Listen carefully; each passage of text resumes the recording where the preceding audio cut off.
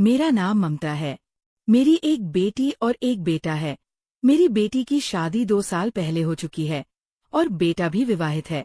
मेरा बेटा अक्सर नौकरी की वजह से बाहर रहता है, जबकि बहू मेरे पास रहती है। मेरे बेटे की शादी को 3 साल हो चुके हैं। एक दिन मेरी बेटी सुप्रिया ने मुझे फोन करके बताया कि उसके पति को उसका बॉस ने नौकरी से हटा दिया है। अब उन दोनों के लिए मुसीबतें बढ़ गई थी। मैंने तुरंत उसे अपने घर बुलाने का फैसला किया ताकि मैं उसकी मदद कर सकूं। अगले दिन वह मुझसे मिलने आई। जब वो आई तो उसके चेहरे पर तनाव साफ दिखाई दे रहा था। मैंने उन्हें कहा कि जब तक दामाद को नई नौकरी नहीं मिल जाती तब तक वे मेरे साथ रह सकते हैं। लेकिन इसके बाद मेरी बहू की सुप्रिया के प्रति सहानुभूति कम होने लगी। एक दिन मैंने बहू को गुस्से में कहा कि अगर उसे मेरी बेटी से परेशानी है तो उसे अपने घर चली जाना चाहिए। मेरे ये कहने पर उसे बहुत गुस्सा आया और उसने तुरंत अपनी बैग भरकर अपने घर जाने का निर्णय लिया। उसके जाने के बाद मेरी बेटी घर में पहले की तरह सहज हो गई। कुछ दिनों बाद दामाद अचानक मेरी कमरे में आए। उस समय मैं अपनी अलमारी में कपड़े निकाल रही थी, क्योंकि मुझे एक दोस्त की बेटा की शादी में जाना था।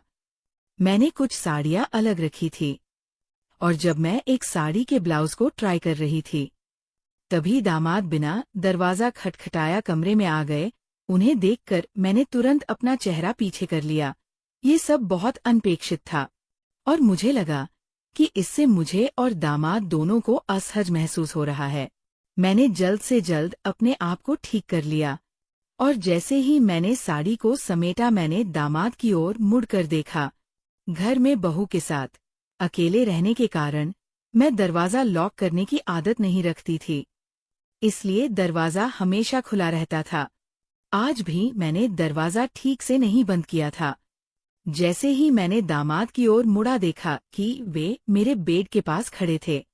दामाद ने कहा, सासू माँ, मैं अचानक आपके कमरे में आ गया, इसके लिए माफ़ कीजिए।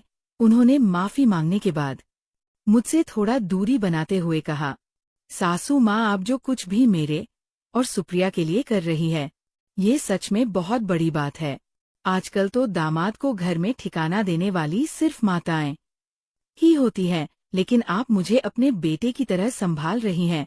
चिंता मत करें, मैं ज्यादा दिन यहाँ नहीं रहूंगा। आखिरकार मैं इस घर का दामाद हूँ और दामाद को ससुराल में ज्यादा दिन रहना शोभा नहीं देता। मैं जल्दी से जल्दी नौकरी की तलाश में हूँ। मैंने दामाद से कहा, दामाद, आपको मुझे धन्यवाद कहने की जरूरत नहीं है।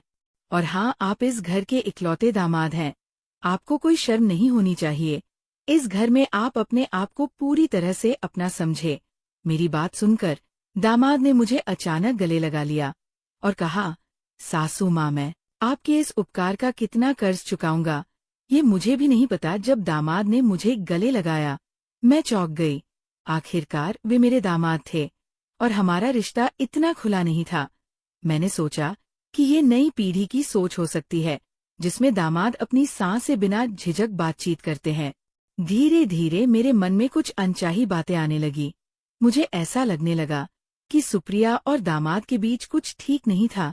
एक रात जब मैं सुप्रिया के कमरे से निकल रही थी तो मुझे उसके कमरे से बड़बड़ा की आवाज सुनाई दी। मुझे यकीन था कि उनके बीच कुछ विवाद चल रहा है। ये सुनकर मैं सीधे उनके कमरे में गई। वहां जाकर मैंने देखा कि सुप्रिया अपने पति को उल्टा सीधा बोल रही थी। उसने कहा, 20 दिन हो गए, लेकिन इस आदमी ने अभी तक नई नौकरी नहीं पाई। पूरे दिन घर पर बैठकर क्या कर रहा है? घर में रहकर मेरे पति का सिर खराब हो गया है और अब वह मुझसे तेल की मालिश की मांग कर रहा है। मैं इस बेकार इंसान की मालिश नहीं करूंगी। सुप्रिया इतनी भड़क गई थी कि उसने माँ के सामने ही अपने पति का अपमान करना शुरू कर दिया। इस पर मैंने सुप्रिया को डांटते हुए कहा, सुप्रिया, थोड़ा अपने शब्दों का ध्यान रखो। दामाद को एक ना एक दिन नौकरी मिलेगी। ये कठिन समय भी बीत जाएगा। इस समय में तुम्हें अपने पति का मानसिक समर्थन करना चाहिए। पति की सेवा करना बहुत पुण्य का कार्य है। मेरी बात सुनकर सुप्रिया ने कहा, माँ, अगर तुम्हारा दामाद इतना प्यारा लगता है तो तुम उसे तेल की मालिश क्यों नहीं कर देती? मैं उसे कुछ कहने ही वाली थी कि दामाद ने मेरा हाथ पकड़ लिया और मुझे कमरे से बाहर ले जाने लगे। उन्होंने कहा, सासू माँ, मैं सुप्रिया की चिड़चिड़ाहट को समझ सकता हूँ। मेरे जैसे व्यक्ति को घर में बैठना शोभा नहीं देता। लेकिन मैं भी क्या करूँ? मेरे पूरे प्रयास के बावजूद मेरी किस्मत खराब है। उनकी बात करते करते दामाद की आंखों में आंसू भी आ गए थे। मैंने कहा, दामाद जी, आप हिम्मत मत हारिए, सब कुछ ठीक होगा। फिर मैंने कहा, आप इस बेड के किनारे बैठिए, मैं आपको तेल की मालिश करके देती हूँ। इससे आपका मन शांत हो जाएगा और आप अच्छी नींद ले सकेंगे। मैंने दामाद की सिर की मालिश करनी शुरू की। कुछ ही मिनटों में दामाद ने मेरा हाथ पकड़ लिया और उसे अपने कंधे पर घुमाने लगे और कहा, सासू माँ, आपके हाथों में सच में जादू है। कुछ ही मिनटों में मेरे सिर का तनाव दूर हो गया। क्या आप मेरी गर्दन पर भी थोड़ा तेल लगाकर मालिश कर देंगी? जब मैंने उनके कंधे पर हाथ फेरा तो मुझे थोड़ी लाज महसूस हुई। मैंने ये बहाना किया कि मेरा हाथ दुखता है और तुरंत उनसे थोड़ा दूर हो गई। कुछ दिनों में दामाद को नौकरी मिल गई। नौकरी मिलने के 5 दिन बाद मेरी बेटी ने मुझे बताया कि वह गर्भवती है। दामाद की नौकरी लगते ही मेरी बेटी और दामाद अपने घर जाने की तैयारी कर रहे थे, लेकिन मैंने उन्हें 1 सप्ताह और घर पर रुकने के लिए मनाया। मुझे अपनी बेटी की खुशखबरी सुनने में बहुत आनंद आ रहा था। मेरी बेटी की खुशखबरी सुनकर मैंने ठान लिया कि मुझे उसे और कुछ दिनों के लिए अपने पास रखना चाहिए, लेकिन उस 1 सप्ताह में मैंने देखा कि सुप्रिया की हालत ठीक नहीं थी। मेरी बेटी और दामाद दोनों अलग रहते थे और सुप्रिया की ये हालत देखकर मैं उसे अकेले नहीं जाने दे सकती थी। मेरे मन में सवाल था कि क्या वो अकेले अपने पति के लिए घर के काम कर पाएगी। इसीलिए मैंने तय किया कि जब तक सुप्रिया ठीक नहीं हो जाती तब तक उसे कुछ दिनों के लिए मेरे पास रहना चाहिए। दिन बीतते गए और दामाद ऑफिस जाने लगे। सुबह सुबह मैं उनके लिए टिफिन बना रही थी। जिस तरह से मैं दामाद का ख्याल रख रही थी, उन्होंने भी मेरा ख्याल रखना शुरू किया। शाम को जब दामाद ऑफिस से थक कर लौटते, तब भी वे रात के खाना बनाने में मेरी मदद करने आते थे। देखते देखते मेरी बेटी और दामाद के यहाँ आए 3 महीना हो गया था। गर्भावस्था के कारण मेरी बेटी को मूड स्विंग्स होने लगे थे। दामाद को इसके बारे में ज्यादा जानकारी नहीं थी और इसी वजह से उनके बीच झगड़े होने लगे थे। हर दिन मैं उनकी बहस सुनती थी, लेकिन मैंने सोचा कि ये तो सामान्य पति पत्नी की बातें हैं, इसलिए मैंने ज्यादा ध्यान नहीं दिया। लेकिन एक दिन दामाद रात में मेरे कमरे में आए और कहने लगे, सासू माँ, अब मैं सुप्रिया के साथ एक ही कमरे में एक बेड पर नहीं सो सकता, क्योंकि अगर मेरे हाथ का भी स्पर्श होता है तो वो तुरंत चिड़चिड़ा जाती है। उसकी इस चिड़चिड़ाहट के कारण मुझे रात भर अच्छी नींद नहीं आती। पिछले 4 दिनों से ऑफिस में काम करते करते मेरी आंखें भी भारी हो गई है। मैंने दामाद से कहा, दामाद, सुप्रिया जिस स्थिति में है, कभी कभी महिलाओं का चिड़चिड़ापन बढ़ जाता है, तुम्हें उसे समझना चाहिए। मैंने दामाद को सलाह दी कि उन्हें अपनी पत्नी को समझना चाहिए, लेकिन उन्होंने कहा, मैं उसे समझता हूँ, लेकिन अब मेरे आराम का भी सवाल है।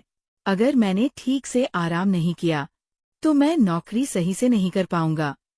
फिर उन्होंने कहा, सासू माँ, अगर आपको कोई दिक्कत नहीं हो तो क्या मैं आज से आपके कमरे में सो सकता हूँ? मैंने तुरंत हाँ नहीं कहा, लेकिन मैंने देखा कि दामाद के पास मुझसे मदद मांगने के अलावा कोई और विकल्प नहीं था। इसलिए मैंने बिना किसी संदेह के उन्हें मेरे कमरे में सोने की अनुमति दे दी। मैंने सोचने में समय लगाया कि दामाद का मेरे कमरे में सोने का इरादा क्या था। उस रात जब दामाद मेरे कमरे में सोए तो मैंने रात भर नींद नहीं पाई, क्योंकि इससे पहले मैंने कभी दामाद के पास रात नहीं बिताई थी। दामाद के कमरे में होने की वजह से मैंने चेंज नहीं किया और साड़ी में ही सो गई।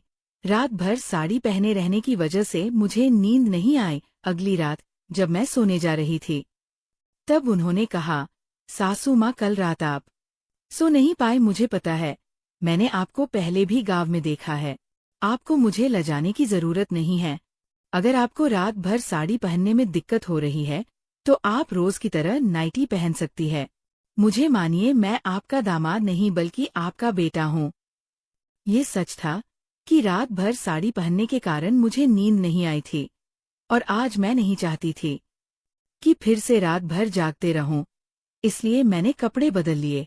जब मैं चेंज होकर आई तो दामाद ने मुझे नाइटी में देखकर कहा, सासू माँ, इस कपड़े में आप बिल्कुल भी मेरी सासू माँ की तरह नहीं लग रही है। आपने खुद को बहुत अच्छे से सजा रखा है। उनकी इस बात पर मैंने मुस्कुराते हुए अपनी जगह पर सोने चली गई। अगले दिन सुबह मैंने नाश्ता किया और किचन में बर्तन साफ करके नहाने के लिए बाथरूम गई। जैसे ही मैं बाथरूम में गई, साबुन के पानी पर मेरे पाँव फिसल गए और मैं जमीन पर गिर गई। गिरते ही मेरी कमर में दर्द होने लगा और मुझे उठने में परेशानी होने लगी।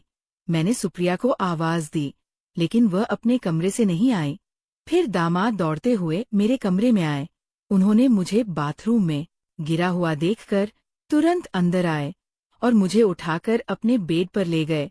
उस समय मेरी कमर में बहुत दर्द हो रहा था। दामाद ने तुरंत मेरे लिए गर्म पानी की बोतल लाकर दी। मैंने देखा कि वे ऑफिस के लिए निकले थे, लेकिन मेरी मदद करते समय उन्होंने अपने ऑफिस के कपड़ों को भी भिगो दिया। दामाद ने मुझे मदद करते समय एक पल के लिए भी पीछे मुड़कर नहीं देखा। सुप्रिया कुछ समय बाद मेरी कमरे में आई, लेकिन चूंकि वो गर्भवती थी, वह मेरी मदद नहीं कर पाई। मेरी बेटी के आने का इंतजार करने के बजाय दामाद ने मेरी मदद की। उन्होंने मुझे अस्पताल ले जाने की कोशिश की, लेकिन मैंने उनसे कहा कि कुछ दिनों में मेरा दर्द ठीक हो जाएगा, थोड़े आराम से सब सही हो जाएगा। मेरी बात सुनकर दामाद रुक गए और ऑफिस जाते समय सुप्रिया से कहा, जब तक मैं घर नहीं आता, सासू माँ का ध्यान रखना। शाम को घर वापस आने पर दामाद ने खुद ही खाना बनाया, क्योंकि सुप्रिया को परेशानी हो रही थी। इस वजह से वो किचन में कदम नहीं रख पा रही थी। रात में जब दामाद मेरे कमरे में सोने के लिए आए, तो मैंने देखा कि मैं अपनी कमर को पकड़कर बैठी हुई थी। दामाद ने बाम लेकर आए और कहा, सासू माँ, मैं आपको थोड़ा बाम लगा दूं, इससे आपका दर्द थोड़ा ठीक हो जाएगा। मुझे दामाद से मदद मांगने में झिझक हो रही थी, लेकिन उन्होंने बहुत जोर दिया। उन्होंने कहा, सुप्रिया तो गर्भवती है, इसलिए वो आपकी ज्यादा सेवा नहीं कर पाएगी। ये सब भगवान ने आपके दामाद को आपकी सेवा करने के लिए ही किया है। मैंने लाख कोशिश की कि मैं दामाद से मदद ना लूं, लेकिन उन्होंने मुझे बाम लगाना शुरू किया। जिस तरह से उन्होंने मेरे कमर पर हाथ से बाम लगाया, वो सब कुछ अलग सा लग रहा था। धीरे धीरे मुझे नींद आने लगी। जब बार बार दामाद का स्पर्श होता तो मैं समझ नहीं पाई। आधी रात जब मेरी आँख खुली तो मैंने देखा कि दामाद मेरे बहुत करीब सोए हुए हैं। इतना ही नहीं, बल्कि हमारी दोनों की चादर भी एक हो गई थी। ये सब देखकर मैंने तुरंत दामाद से दूर जाने की कोशिश की, लेकिन इधर उधर सरकते समय मेरी कमर फिर से दर्द करने लगी और मेरे मुंह से आवाज निकल गई। मेरी आवाज सुनते ही दामाद जाग गए। मुझे ऐसा लगा जैसे वो पहले से ही सोने का नाटक कर रहे थे। मैंने उन्हें तिरस्कार से देखा, लेकिन फिर भी उनके व्यवहार पर ध्यान नहीं दिया। अगले दिन जब मुझे खांसी आई तो दामाद ने तुरंत मेरी पीठ पर हाथ फेरना शुरू कर दिया। मेरी खांसी खत्म हो गई, लेकिन उनका हाथ मेरी पीठ पर आज भी वैसा ही था। मुझे अब दामाद के साथ अपने कमरे को साझा करना पसंद नहीं आ रहा था, क्योंकि उनकी मेरी तरफ की देखभाल अब मुझे कुछ और ही संकेत दे रही थी। दूसरे दिन दोपहर में जब सुप्रिया मेरी कमरे में आई तो मैंने उससे कहा कि मैं तुम्हारी बहू को घर बुलाने वाली हूँ। मुझे घर के काम करने में दिक्कत हो रही थी, इसलिए अगर वो घर पर रहेगी तो वो घर पर ध्यान दे सकेगी। इस पर सुप्रिया ने कहा, माँ, पिछले कुछ दिनों से तुम्हारा दामाद तुम्हारे बजाय तुम्हारा ज्यादा ख्याल रख रहा है, फिर भी आप अपनी बहू और बच्चे को क्यों बुलाना चाहती है? क्या तुम्हारा दामाद तुम्हारे लिए काफी नहीं है? जो बात मैं कहना चाहती थी वो सुप्रिया को समझ में नहीं आई। रात में मैंने दामाद से बात करने का फैसला किया। जब रात में दामाद कमरे में आए तो मैंने उनसे कहा, आज से तुम सुप्रिया के साथ उसकी कमरे में सो, उसे अकेले सोने के लिए मत छोड़ो। कुछ दिनों में मेरी बहू वापस आएगी, तब वो मेरे कमरे में सोएगी। इस पर दामाद ने कहा, सासू माँ, मैं आपकी देखभाल कर रहा हूँ। क्या मैंने आपको पराया समझ लिया है? इतना कहकर वे कमरे से बाहर निकल गए। शायद उन्हें मेरी बात पर नाराजगी हुई थी। तब मैं धीरे धीरे कदम बढ़ाते हुए दामाद को समझाने के लिए अपनी कमरे से बाहर निकली। दामाद सुप्रिया के कमरे में थे और जैसे ही मैं उनके कमरे के बाहर गई, मैंने उनकी और मेरी बेटी की बातें सुनी। मेरी बेटी कह रही थी, अर्जुन, तुमसे तो कुछ भी काम नहीं हो रहा है। पिछले कुछ दिनों से मैं सब कुछ कर रही हूँ और अब तक मेरी माँ की नज़र में तुम अपनी छवि बनाने में असफल हो गए हो। दामाद चुप थे और मेरी बेटी आगे बोली, क्या तुम्हें याद है कि हमें इस घर को अपने नाम पर करवाना है? तुम्हारी पेंशन में मैं अपना हिस्सा नहीं देख सकती। तुम्हारे परिवार में तो 2 कमरे हैं और तुम्हारी माँ के पास भी 2 घर हैं। मैं चाहती हूँ कि कम से कम एक घर मेरे नाम पर हो और इसके लिए मुझे किसी भी विवाद का सामना नहीं करना पड़ रही है। उसने कहा, माँ ने भैया और भाभी को घर बुलाने के बारे में मुझसे बात की थी। अगर वे दोनों घर आए तो पूजा तुरंत मेरे झूठ को पकड़ लेगी और यदि एक बार हम माँ के सामने झूठ पकड़े गए तो ये घर हमारा रह नहीं जाएगा। उनकी बातें सुनकर मैं चौंक गई। उन्होंने पिछले कुछ दिनों से मेरे प्रति जो चिंता दिखाई थी वह सब एक दिखावा था। मेरी बेटी ने खुद को गर्भवती बताकर मेरी भावनाओं से खेल किया था ताकि वह अपने मायके का हिस्सा ले सके। मैं शांति से वहां से अपने कमरे में चली गई। कुछ समय बाद मैंने नकारने के बावजूद देखा कि दामाद फिर से मेरे कमरे में सोने आ गए। अगले दिन नाश्ते के समय बेटे और बहू को देखकर दामाद और सुप्रिया हैरान रह गए। सुप्रिया ने पूछा, माँ, तुमने उसे यहाँ क्यों बुलाया? मैंने सोचा कि अब मुझे अपनी बात स्पष्ट करनी चाहिए। मैंने सुप्रिया के पास जाकर कहा, मैंने रात को तुम्हारे और दामाद के बीच की बातें अपने कानों से सुनी है। तुम दामाद की छवि को लेकर भगवान से प्रार्थना करने लगी थी, जबकि तुमने अपनी बहू को झूठा साबित किया है। इतने दिनों से जो बहू मेरी देखभाल कर रही थी, उसे बिना किसी विश्वास के यहाँ से भगा दिया। तुम मेरी खुद की बेटी हो, लेकिन इस प्रॉपर्टी के लिए तुमने मेरे खिलाफ साजिश की। पैसे के लिए तुमने रिश्तों को भुला दिया। मैंने उन्हें कहा, इस घर की एक ईंट भी तुम्हारे नाम पर नहीं होगी। जो भी मेरी देखभाल करेगा, यही प्रॉपर्टी उसकी होगी। मैं गलत थी जो मैंने शादीशुदा बेटियों को बार बार अपने मायके बुलाया। माँ बाप खर्च करते हैं, लेकिन लड़कियों का कर्तव्य खत्म नहीं होता। जब भी उनकी बात आती है, वे हमेशा पूछती है, हमारे लिए क्या किया? मैंने सोचा तुम जैसी लालची के विचार में मुझे कोई बदलाव नहीं दिखता, लेकिन मैं ये कर सकती हूँ कि तुम्हें अपने से दूर रखूं। आज से मुझे तुम्हारा चेहरा भी नहीं देखना।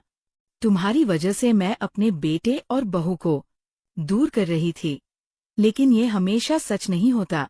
मैंने समझ लिया है कि दामाद परायों जैसे होते हैं, लेकिन यदि बेटियां भी ऐसे व्यवहार करने लगे तो माँ बाप को क्या सोचना चाहिए? पैसे और जालसाजी से मिली संपत्ति कभी सुख नहीं दे सकती। असली संपत्ति होती है एक खुश परिवार जहाँ भाइयों और बहनों के बीच प्यार होता है, ना कि जलन। मुझे लगता है कि अब के समय में रिश्तों से ज्यादा पैसा और संपत्ति महत्व रखती है। तो ये थी हमारी आज की छोटी सी कहानी। आपको ये कहानी कैसी लगी?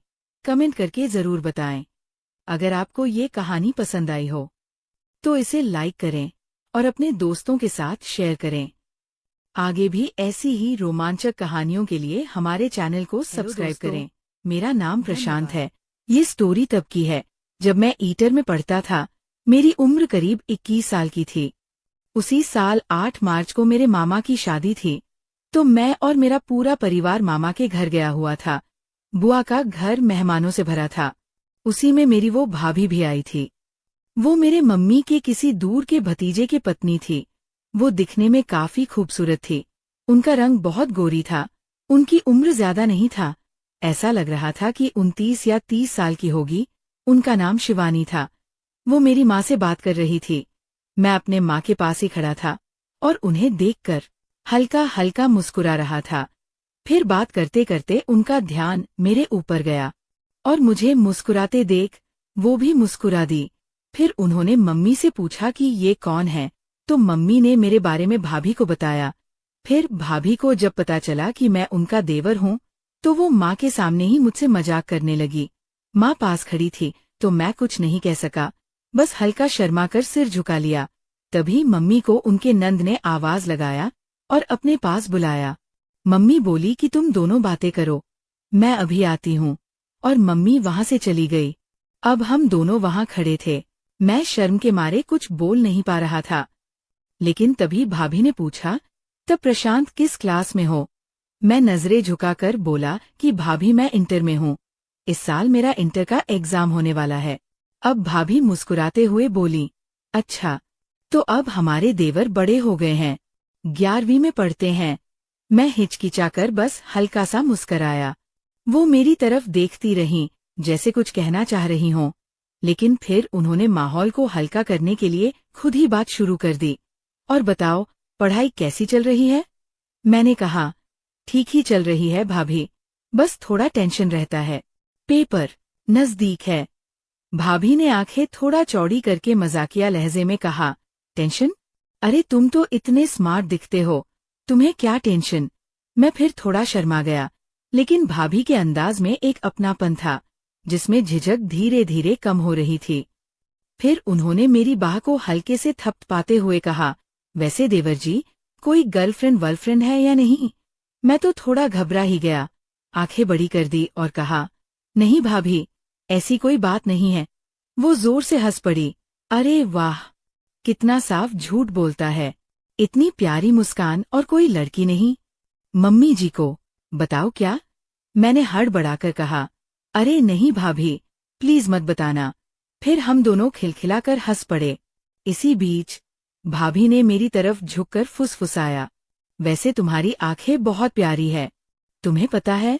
मेरी सांस जैसे रुक गई। भाभी की आवाज में कोई हल्की सी गंभीरता थी। मैंने उनकी तरफ देखा। उनकी नजरों में कुछ अजीब था, कुछ ऐसा जो मुझे बेचैन कर रहा था, लेकिन फिर भी अच्छा लग रहा था। थोड़ी देर दोनों चुप रहे। फिर भाभी ने धीरे से कहा, चलो, अब मैं चलती हूँ, बहुत सारा काम है, लेकिन तुमसे फिर बात करूंगी। उन्होंने मुझे एक हल्की सी मुस्कान दी और मुड़कर चली गई। मैं वहीं खड़ा रहा, दिल की धड़कनों को संभालता हुआ। कुछ था जो पहली बार महसूस हो रहा था। उसके बाद से जब भी भाभी मुझसे मिलती, तो हमारे बीच छोटी छोटी बातें और हल्का मजाक हो जाता था। उस दिन शाम को मैं अकेले ही आंगन के कोने में एक चारपाई पर बैठा था। शाम का वक्त था, हल्की ठंडी हवा चल रही थी और शादी का माहौल अपने चरम पर था।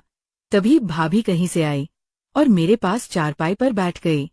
फिर कुछ देर बाद भाभी अपने पल्लू को संभालते हुए बोली, अब तुम्हारे पेपर को कितने दिन रह गए हैं? मैंने जवाब दिया, भाभी, बस अब तो 2 महीना ही बचा है, यहाँ से जाऊंगा और फिर से पढ़ाई की टेंशन शुरू। भाभी मुस्कुराकर बोली कि कोई टेंशन लेने की जरूरत नहीं है, अभी शादी में एंजॉय कर, फिर जब यहाँ से जाना तो पूरी ताकत से तैयारी कर लेना, सब कुछ अच्छा होगा। उसके बाद हमारी इधर उधर की बातें शुरू हो गई। फिर बातों ही बातों में मैं भाभी से भैया के बारे में पूछ लिया, क्योंकि मेरा भैया से कोई जान पहचान नहीं था। फिर भाभी ने बताया कि तुम्हारे भैया शादी में नहीं आए हैं, वे मुंबई में काम करते हैं और उन्हें छुट्टी नहीं मिली है। फिर मैं हंसते हुए कहा, अरे भाभी, जब भैया मुंबई में रहते हैं तो आपको तो बहुत घुमाया होगा न वहाँ, बीच, समंदर, पार्टी, सब। बस मैंने तो मजाक में कहा था, लेकिन भाभी का चेहरा सुनते ही जैसे एकदम सन्न हो गया। उनकी आंखें थोड़ी बुझ सी गईं, होठों पर जो मुस्कान थी वो जैसे जम गई और एक अजीब सी खामोशी फैल गई हमारे बीच। मैं चौंक गया, समझ ही नहीं पाया कि मैंने ऐसा क्या कह दिया। वो चुपचाप मुझे देखती रहीं, फिर जैसे खुद को जबरदस्ती खींचते हुए बनावटी मुस्कान ओढ़ ली और बोली, हाँ, तुम्हारे भैया ने बहुत सैर कराई है मुंबई की, बहुत। उसके बाद उन्होंने जल्दी से इधर उधर देखा और बोली, अभी आती हूँ, कुछ काम रह गया था, और वो उठकर चली गई। लेकिन उनका चेहरा जाते जाते बहुत कुछ कह गया। मैं बस उन्हें जाता देखता रहा। मेरे अंदर कुछ अजीब सा चलने लगा था। भाभी की उदासी मुझे अंदर से खल गई। क्या भैया और भाभी के बीच सब ठीक नहीं है? क्या भैया ने उन्हें वो प्यार नहीं दिया जो वो डिजर्व करती हैं? और अगर नहीं, तो क्यों? इतनी प्यारी, समझदार, नरम दिल और हंसती खिलखिलाती सी भाभी, वो इस तरह अचानक टूट क्यों गई? मैं वहीं बैठा रहा और बहुत देर तक सोचता रहा। फिर खुद से कहा, प्रशांत, तू यहाँ शादी में आया है। थोड़ा हंसी मजाक हो गया तो क्या हुआ? भाभी अपनी दुनिया की है, तू अपनी दुनिया का है। शादी बीतेगी, सब अपने अपने घर चले जाएंगे, तुझे इससे क्या? मैं ये सब सोचकर मन को झूठी तसल्ली दिया, लेकिन कहीं न कहीं दिल के किसी कोने में भाभी की वो बुझी हुई आंखें रह गईं, उनकी बनावटी मुस्कान, उनकी चुप्पी और उनका यूं अचानक उठकर चले जाना। फिर रात का टाइम आ गया। हम सब ने खाना खाया और छत पर सोने चले गए। हम सब खा पीकर सो गए। मेरे बगल में मेरे कई रिश्तेदार लेटे थे।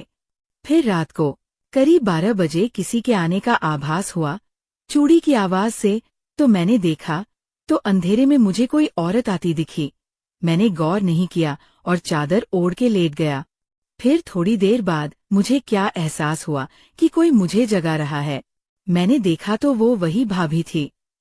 फिर मैं उठा और धीरे से पूछा कि क्या हुआ भाभी? तो उन्होंने अपना मोबाइल दिखाते हुए कहने लगी, इसमें फोन नहीं लग रहा है, जरा देखो इसमें क्या बात है। मैंने देखा तो कुछ ज्यादा प्रॉब्लम नहीं थी। उनका मोबाइल फ्लाइट मोड पर था तो मैंने नॉर्मल मोड करके ऑन कर दिया। फिर उसके बाद फोन लगने लगा। फिर मैंने फोन भाभी को दे दिया तो भाभी ने कहा, क्या हुआ था? मैंने बोला, कुछ नहीं, आपने गलती से फ्लाइट मोड ऑन कर दिया था। फिर वो कुछ सेकंड मेरी आंखों में देखती रहीं। शायद कुछ कहने की कोशिश कर रही थी या शायद खुद से कुछ छुपा रही थी। फिर हल्के से मुस्कुराई और बोली, थैंक यू। मैंने सिर हिलाया और दोबारा चादर ओढ़ने ही वाला था कि उन्होंने अचानक धीरे कहा, प्रशांत, मुझे बाथरूम जाना है, लेकिन नीचे बहुत अंधेरा है, मुझे डर लग रहा है, क्या तुम मेरे साथ चलोगे? मैं एक पल को चौंक गया, लेकिन फिर तुरंत खुद को संभालते हुए बोला, हाँ भाभी, चलिए, कोई बात नहीं। मैंने चप्पल पहनी और भाभी के साथ सीढ़ियां उतरने लगा। अंधेरा गहरा था, नीचे का आंगन शांत था। भाभी मेरे बिल्कुल पास चल रही थी। फिर हम बाथरूम के पास पहुंचे। मैं वही दरवाजे से थोड़ा दूर खड़ा हो गया और बोला, भाभी, आप अंदर जाइए, मैं यहीं खड़ा हूँ। भाभी ने एक बार मेरी तरफ देखा, उन्होंने सिर हिलाया और दरवाजा खोलकर अंदर चली गईं। अब मैं बाहर अकेला खड़ा था, लेकिन मेरे मन में भाभी की वो बुझी हुई आंखें फिर से घूम गईं। मुंबई वाली बात पर जो खामोशी उनके चेहरे पर उतर आई थी, वही खामोशी इस वक्त मेरे आसपास थी। फिर कुछ ही देर में भाभी बाहर आई, पल्लू को थोड़ा संभालती हुई। उन्होंने एक बार मेरी तरफ देखा और बोली, थैंक यू प्रशांत। सच में अकेले जाने का मन नहीं था। मैंने मुस्कुराकर कहा, कोई बात नहीं भाभी, आप डरिए मत, मैं हूं ना। वो कुछ नहीं बोली, बस मेरे साथ साथ वापस चलने लगी। फिर जब हम छत पर पहुंचे तो चारों ओर हल्की नींद की सरगोशियां थी। कहीं कोई करवट बदल रहा था, कहीं कोई खर्राटे ले रहा था। मैं धीमे कदमों से अपने बिस्तर की ओर बढ़ा। भाभी भी अपने कोने वाले बिस्तर की ओर मुड़ी, लेकिन जैसे ही मैं अपने बिस्तर के पास गया तो देखा, वहां कोई और लेटा था। शायद नींद में सरकते सरकते मेरी जगह पर आ गया था।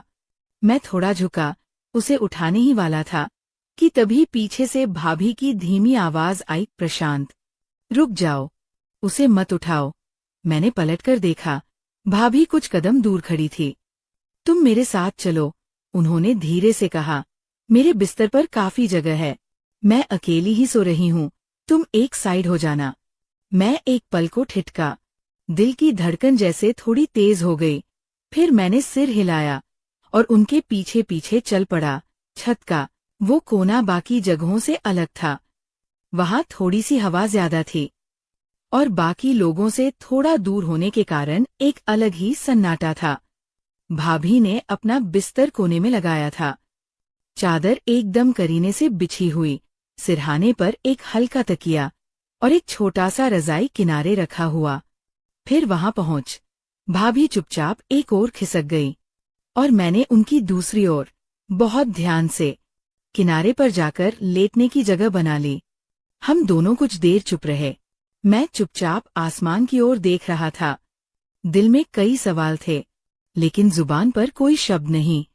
तभी भाभी की धीमी, लगभग फुसफुसाती आवाज आई, प्रशांत, आज अच्छा लगा है कि तुम साथ हो। मैंने उनकी तरफ नहीं देखा, बस धीरे से कहा, मुझे भी, भाभी। फिर कुछ देर दोनों चुप रहे। छत की उस ठंडी रात में हम दोनों एक ही बिस्तर पर थे। मैंने आंखें बंद कर ली थीं, पर नींद मुझसे कोसों दूर थी, क्योंकि मेरे मन में शाम को हुई वो बातें घूम रही थी। आखिर भाभी मुंबई वाली बात पर यूं अचानक शांत क्यों हो गई थी? उनका चेहरा उस पल जैसे बुझ गया था, और फिर वो चुपचाप वहां से चली भी गई थी।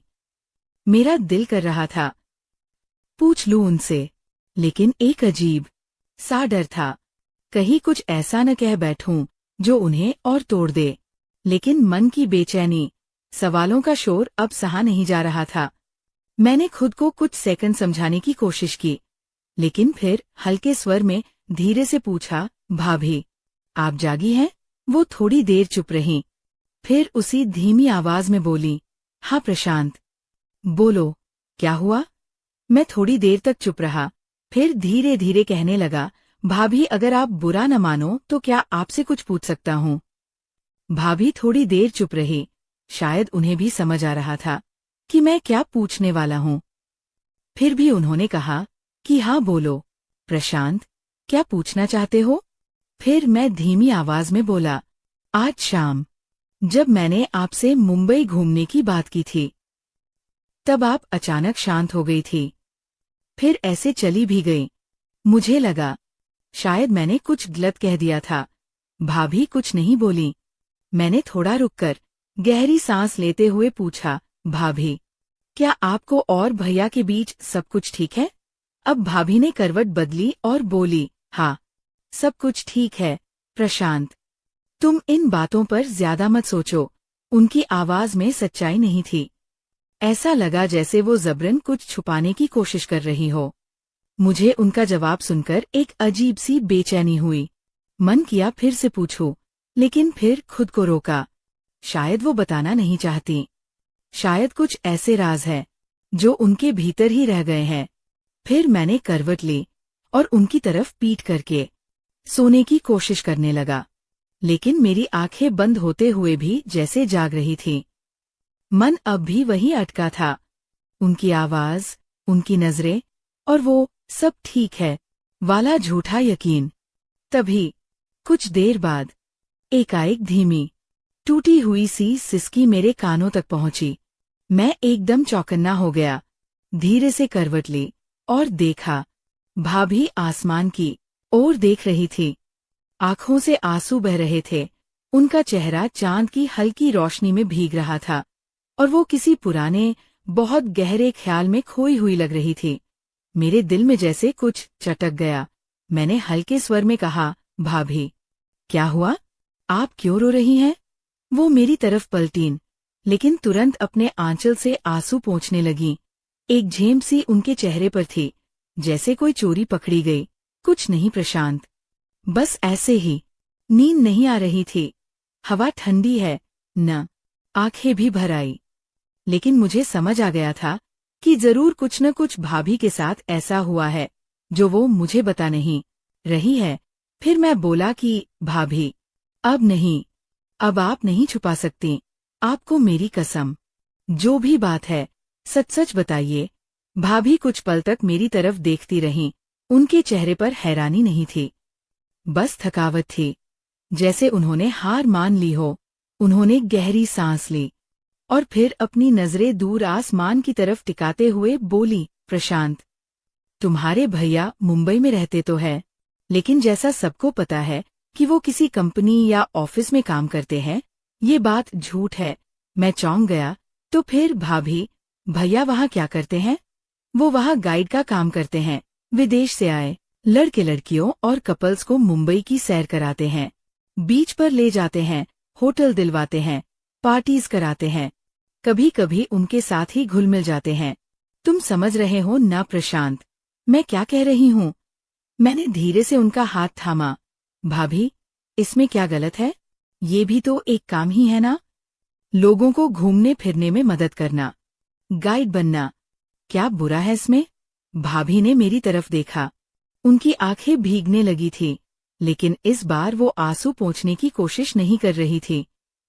प्रशांत, मुझे भी पता है कि इसमें कोई बुराई नहीं है, काम छोटा बड़ा नहीं होता, लेकिन बात काम की नहीं है। इतना कहकर भाभी रुक गई। फिर मैं बोला कि भाभी आप रुक क्यों गई? मुझे सब सच बताइए। फिर भाभी गहरी सांस लेते हुए बोली, प्रशांत, जब तुमने कहा था कि तुम्हारे भैया ने मुझे मुंबई के बीच घुमाया होगा, उस वक्त मैं इसलिए चुप हो गई थी, क्योंकि हाँ, मैं उनके साथ मुंबई गई थी। हमारी नई नई शादी हुई थी और वो मुझे मुंबई ले गए थे।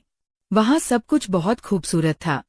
तुम्हारे भैया ने मुझे मुंबई के समंदर दिखाए, बीच पर ले गए, हमने खूब मस्ती की, फोटोज खिंचवाई, रेत पर देर तक चले।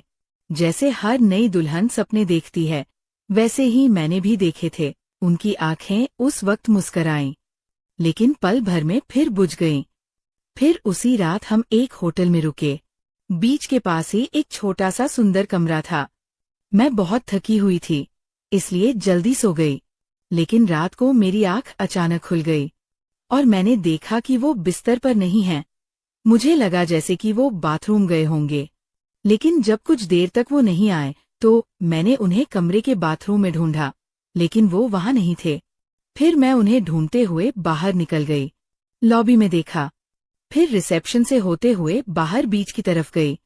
और जब मैं बीच पर पहुंची, मैंने देखा तुम्हारे भाभी एक फिरंगी लड़की के साथ रेत पर बैठे थे।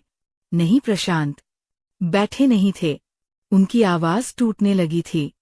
वो उसके बहुत पास थे, जैसे मैं उनके लिए थी ही नहीं, जैसे मैं बस एक पड़ाव थी। और अब कोई नया चेहरा, नई खुशबू उनके साथ थी।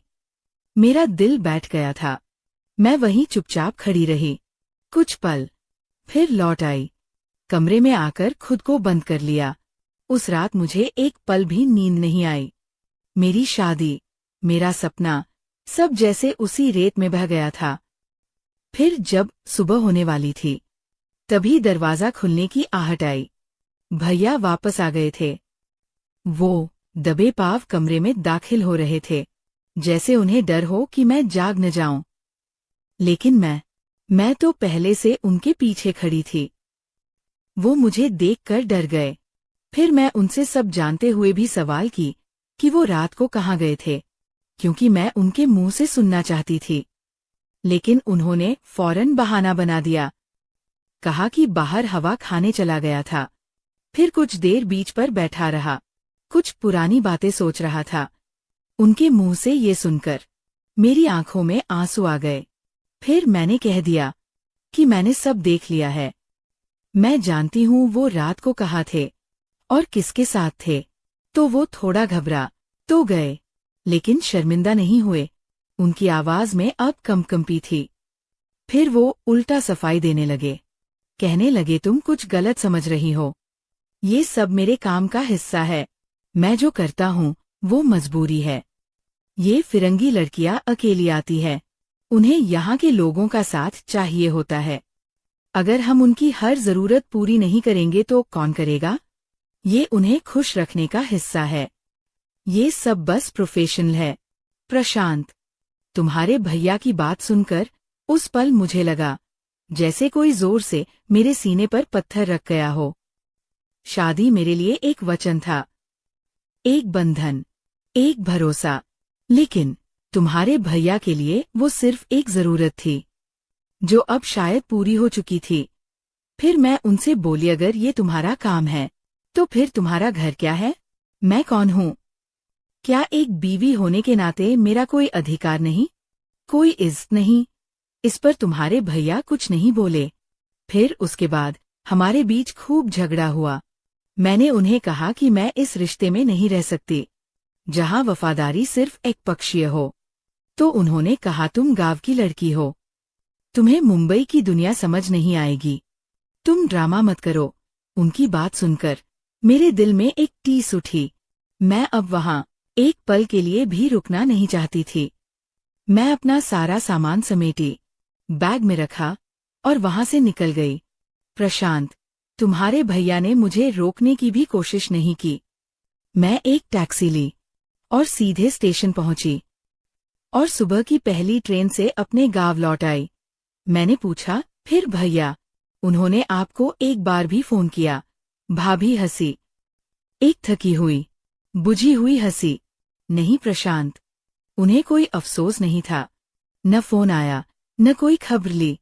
शायद उनके लिए मैं सिर्फ एक फेज थी, जो अब बीत चुका था। भाभी चुप हो गई थी। छत पर अब सिर्फ भाभी की धीमी सांसें सुनाई दे रही थीं और मेरा दिल भारी होता जा रहा था। फिर भाभी बोली, मुझे ये सब किसी से कहने का मन कभी नहीं हुआ प्रशांत, लेकिन आज शायद पहली बार लगा कि कोई है जो मेरी बातें सुनना चाहता है, बिना जज किए, बिना सवाल किए। मैंने बहुत धीमे से उनके हाथ पर अपना हाथ रखा। मैं भाभी की आंखों में देख रहा था, वो आंखें जो बरसों से खामोश थीं, आज पहली बार बोल रही थी। उनमें आंसू नहीं थे अब, बस एक थकान थी, एक गहरी निराशा जिसे शब्दों में बांधना मुश्किल था।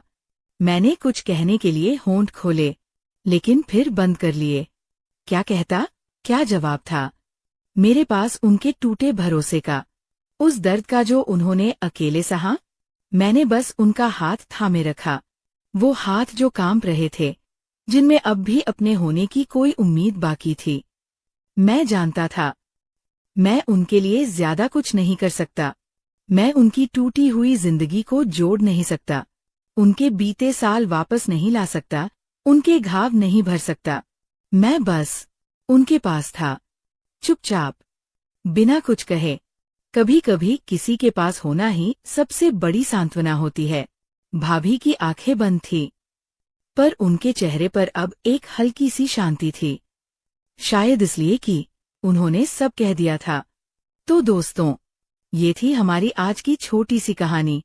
अगर आपको ये कहानी पसंद आई हो तो इसे लाइक करें और अपने दोस्तों के साथ शेयर करें। आगे भी ऐसी ही रोमांचक कहानियों के लिए हमारे चैनल को सब्सक्राइब जरूर करें। धन्यवाद।